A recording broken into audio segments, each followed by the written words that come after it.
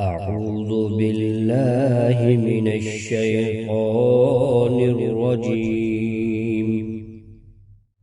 بسم الله الرحمن الرحيم.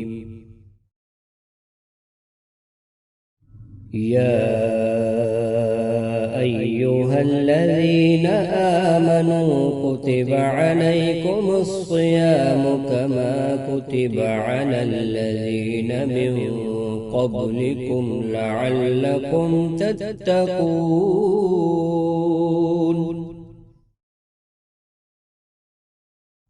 أياما معدودات، فمن كان منكم مريضا أو على سفر فعدة من أيام أخر، وعلى الذين يطيقونه فدية طعام مسكين، فمن تطوع خيرا فهو خير له، وأن تصوموا خير لكم إن كنتم تعلمون.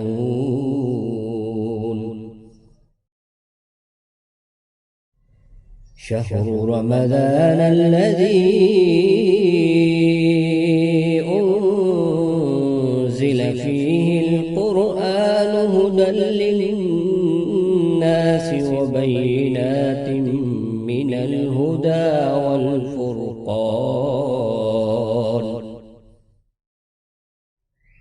فمن شهد منكم الشهر فليصم، ومن كان مريضا أو على سفر فعدة من أيام أخر، يريد الله بكم اليسر ولا يريد بكم العسر، ولتكملوا العدة ولتكبروا الله على ما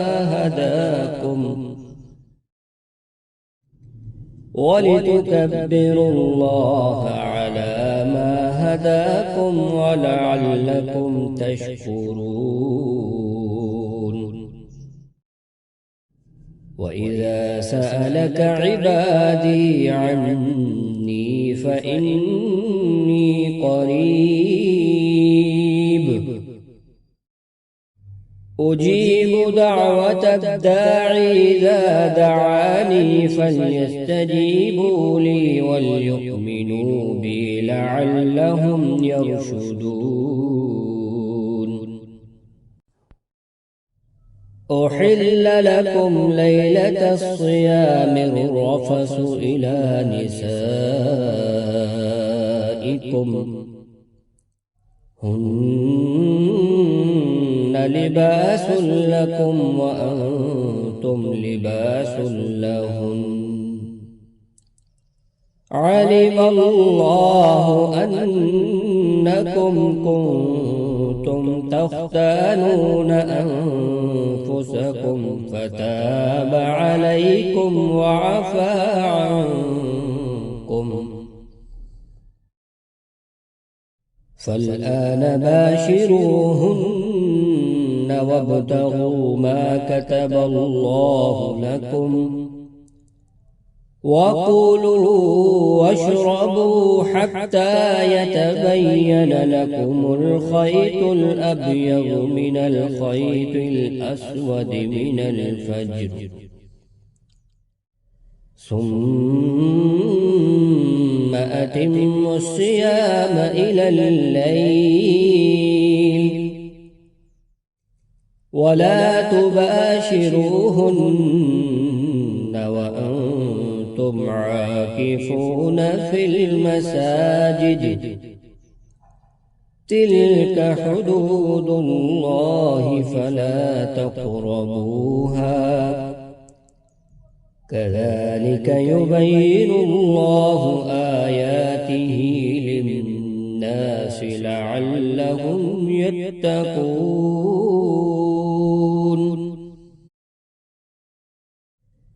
ولا تأكلوا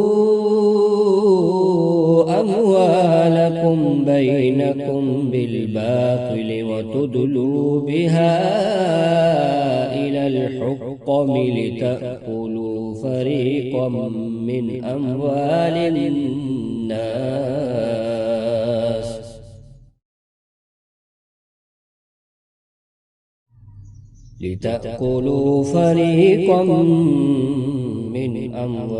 الناس بالإثم وأنتم تعلمون.